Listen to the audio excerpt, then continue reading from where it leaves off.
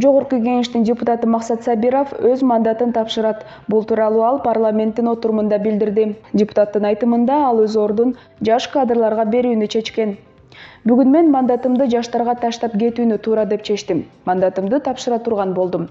Бардыгыңыздарга жакшылык каалайм, деди ал. 53 жаштагы Максат Сабиров Республика Ата журт фракциясынан депутат. Крим авторитет Камчы Гөлбаев дагы 1 ай камакта болот. 1-май райондук соту Крим авторитет Камчы Гөлбаевдин баш коргоо чарасынын мөөнөтүн узартты. Ал 22 мартка чейин номер 47 түзөтүү колониясында камакта калтырылды.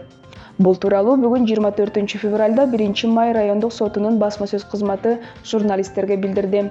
Белгилүү болгондой, мындай чечим 17 февралда чыккан. Эскерте кетсек, Гөлбаев 2020 жылдын 22 октябрында Бишкек шаарында кармалып, алгач УКМКнын абагына камакка алынып, кийинчерээк номер 47 түзөтүү колониясына которулган. Ал УКМК тарабынан жазык кодексинин 249-беренесиндеги кылмышка шектелип кармалган. Президент Садыр Жапаров Кыргызстандын чет өлкөдө кайтыш болгон жарандарынын сөөгүн өлкөгө жеткирүү тартиби жөнүндө жарлыкка кол койду. Бул тууралуу президенттик аппараттын басма сөз кызматы билдирди. Жарлыкка ылайык чет өлкөдө кайтыш болгон мекендештердин сөөгүн өлкөгө алып келүү тартибин жөнгө салуу үчүн өкмөткө бир катар тапшырмалар берилди.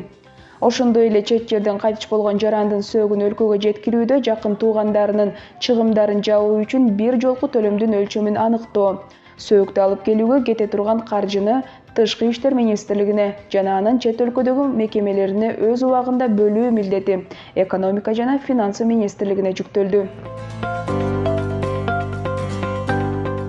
Ата журт партиясы Бишкек шаардык кеңешине шайлоого катышуудан баш тартты. Аймактык шайлоо комиссиясынын төрагасы Кайрат Маматовдун айтымында, буга чейин шайлоого катышуу ниетин билдирип келген партия өз ыйгарым укуктуу өкүлдөрүн чакыртып алган.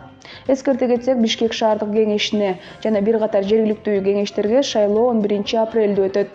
Ал эми шайлоого катышуу ниетин билдирген партиялар арыздарын 1 мартка чейин тапшыра алышат. Белгилей кетсек, буга чейин Мекенчил партиясы жергиликтүү жана жогорку кеңешке шайлоого катышпай турганы белгилүү болду. Эртең 25 февралда Бишкектеги 2 жаңы конуштарда ичүүчү суу убактылуу токтотулат. Бул тууралуу бүгүн 24 февралда Бишкек шаардык мэриясынын басма сөз кызматы билдирди.